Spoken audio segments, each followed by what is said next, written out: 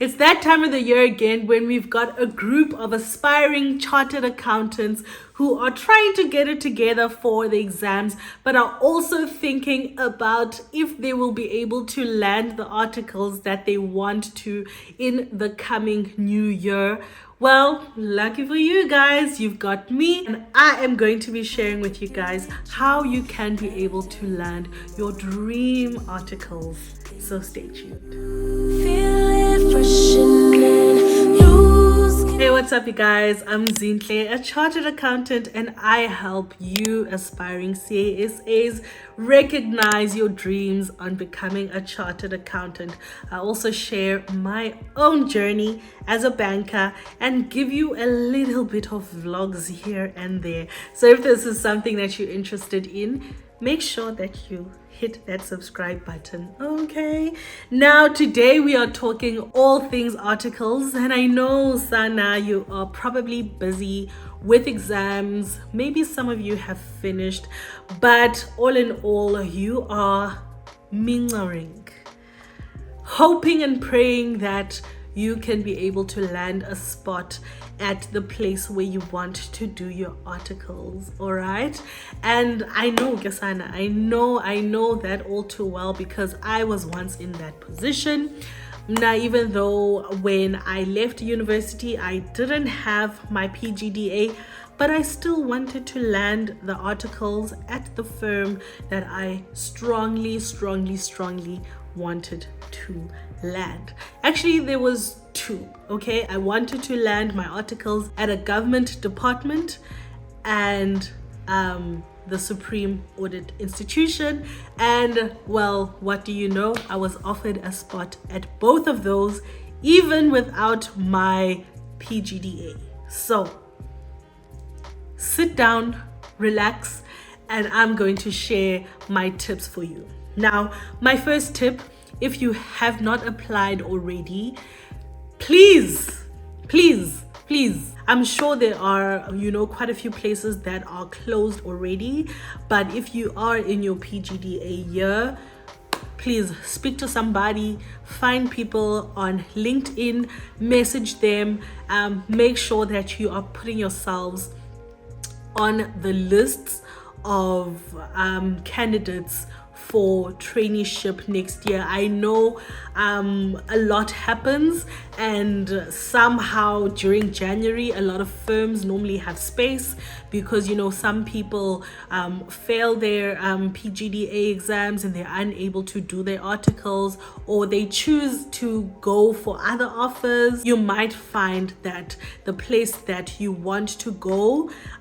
they will be looking for people in January, or even now during November, December. So make sure that if their applications are closed, look for somebody at that firm. Okay, look for somebody at that firm to get your foot into the door. I think the person to speak to would be, the graduate recruitment person, or even the training officer at that place. So just get in front of someone and make sure that you have sent your CV and you've sent everything in, so that at least you can be on the list. It's a little late in the year, but if you're going to be looking for articles starting next year, the earlier the better. Okay, start applying and start getting yourselves in front of the graduate recruitment people as early as possible. Okay, so that's my tip. Start applying early. If you haven't applied, even if you think there is no way you are going to pass your CTA final exams, guys, miracles happen every single day, and you don't want to be in a situation where you passed your CTA and now and you have to settle. Okay, apply as if you've already passed. Okay, the worst that could happen is that you repeat your CTA and you have to defer your spot at the firm. In any case, at least then next year you've got a job waiting for you in 2025. So yeah, get in front of people, please, as a belief, for my sake. get in front of people as early as possible to sort of secure your spot, okay, or get them to know you so that they at least know your name.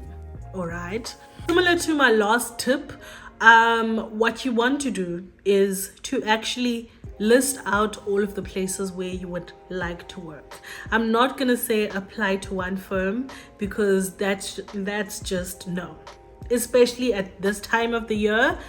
Have a list, Sana. Have a list of the firms or the places where you would love to work, and then find those people who work at your workplace, at your future workplace, on LinkedIn. Okay, connect with them, ask them questions. Is it, just ask questions regarding like the culture of the firm, and how they enjoy working there, the hours there. If you are going to be someone who's going to be studying, maybe you want to ask something around that, as to how does study leave work and all of that stuff. So it won't help, like you will probably speak to about 30 people, and only like 2 or 3, 4 or 5 will respond to you. But those 4 or 5 people, it's a good thing, because you will get the information that you are looking for. And it's very important when you're looking for people on LinkedIn and all of that stuff, if the firm or if the place where you want to do your articles has multiple branches or multiple regions, then you need to look for the people in the city where you want to work. So it's more fruitful to find someone in Cape Town if you want to work in Cape Town at the Cape Town office than to speak to someone in Joburg. Yes, the Joburg person might give you an overview of how things work at the institution, but the Cape Town person is going to give you more insight on the specific training facility in Cape Town. Okay, but yeah, get to know your future colleagues. Get to know your future colleagues, ask questions from them, and those that respond to you, well, yip-de-doo, at least you will get an idea on if the places that you are eyeing are places where you actually want to work, and a place where you will be happy working. Okay, and then thirdly, career fairs. If you hear there's a career fair somewhere near to you, make sure that you're attending those. Now at UCT, they actually had sort of like a hub on campus where you were able to go there and interact with all things career. They would advise you on bursaries and all of that stuff. So I'm sure that at other universities you have something similar to that, where you can just walk in and they give you information that you would get at a career fair. So my tip is to, since it's the end of the year and there probably aren't that many career fairs going on, go into your career hub kind of office, and ask some questions to the people that are there.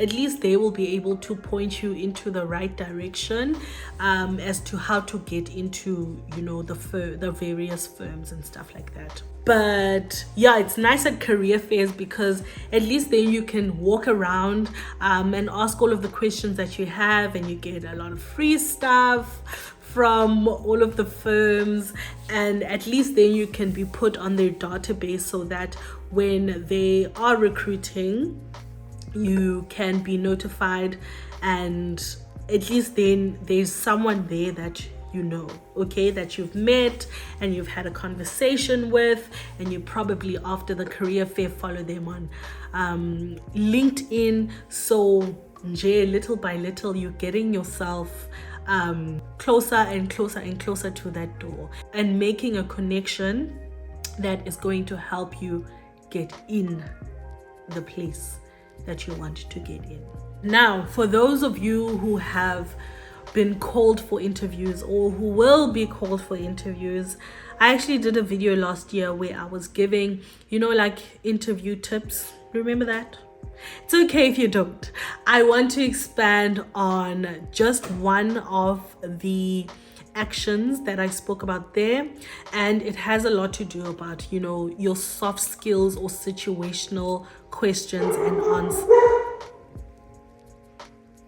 Guys, your situational questions and answers, so your soft skills. Okay, so when you are preparing for your interviews, I highly recommend that you write down your soft skills answers, like sort of a specimen answer that you're going to use. But as you're writing those out, make sure you use like the STAR method. So the STAR method is when you talk about what the situation was. So firstly, give context. What was the situation? Then T, task. What was the task at hand? What were you supposed to do, right? And then A, action. So what action did you take? Okay, and the result of that. So that is how you're going to structure your sort of situational or your soft skills kind of answer. You give a background. This was a situation. Task, this is what I had to do, or this was the problem that I faced. So it can be star or spar. So task or problem that you had to face. So you state that. Then what action did you take? And as a result of that action, what was the result, okay, of that action? So make sure that you write some of those down, okay, so that by the time you get to the interview, you don't have to like sit there and think of an answer and waffle and talk around yourself in circles. At least then you'll have a methodology in place that is going to help you stand out from everybody else. Next, let's talk about rejection. It hurts, ne? It hurts. We regret to inform you. I think it's the most hurtful few words in life. Okay, we regret to inform you is painful. Unfortunately, we will not be moving forward with the application. Very, very painful, ne? But the thing is, we need to learn something from each and every one of our rejections, okay? So those firms that have already, responded to you and maybe rejected you, it's a good idea to go back to those recruiters and ask them, feedback, okay? What was it that made them reject you? If maybe they rejected you even before they met you for an interview, then maybe it has something to do with your CV. Maybe your CV is not in a format that is appealing to recruiters. So maybe they can give you some pointers and tips to say, Yazi, in future, this is actually what we're looking for. Take this information out, put this information in, just for the feedback, so that your next application is better than your last application. You understand? Because eventually those rejects and those regrets and those unfortunately's are going to turn into a congratulations, just so long as you are getting better at the application process. If you went in for an interview and you think you killed it and they came back and said, we regret, obviously ask them, was it something I said? Was it, my hair on that day? Like, what was it that made you pick the person you picked over me? And they'll give you the feedback. You write down the feedback, and then next time you will be better. And that just makes you a step closer to being able to land the job that you actually want. Okay? And lastly, apply to as many places and as many different industries as you can. Now, I know it's a little counterintuitive because the title of the video is land the articles that you want, okay? But guys, God's ways are not our ways. The Lord works in the most mysterious ways, and his ways are higher than ours. His plan is always better than the plan that we have for ourselves. The dreams that God has for us, guys, are greater by are so much greater than the dreams and the aspirations and the visions that we dream up for ourselves. So apply to as many places as possible, because you never know where you're destined to land up. You never know where God wants to use you, where God wants to plant you, where God wants you to bloom and make you a light on a hill. Hey! Make you a light on a hill. You understand that you never know where God wants to work through you, where He wants you to thrive. You understand? So it's a good idea to just open yourself up to the possibility that the one firm that you could be holding on to for dear life might not be the best for you. Okay? And I do have a testimony of this, because ever since I could remember, there was this one firm. It's a Big Four firm that I was actually looking at from matric up until like first year of my university. I wanted a bursary from these people, and I wanted to work there so bad. And I won't go into details, but safe to say, I am so grateful that plan didn't work out, because that firm, not it. It's not even I am so grateful that didn't work out. I'm grateful that I never got a bursary from them. I'm grateful that I never did my articles with them. You understand? So like, God will put you exactly where you are meant to be. So just open yourself up, open yourself up to the possibility that maybe when ezakho articles, you are not meant to serve them where you want to serve them. Maybe you're meant to serve your articles in Cape Town, in Bloemfontein, in East London, in Gqeberha, just open up your heart and allow God to direct your ways, because His ways will always be the best way. And without preaching on too much, that's all I have for you today. If you have any more questions when it comes to the CASA journey, make sure you leave them in the comment section below. Thank you so much for watching, guys. Bye.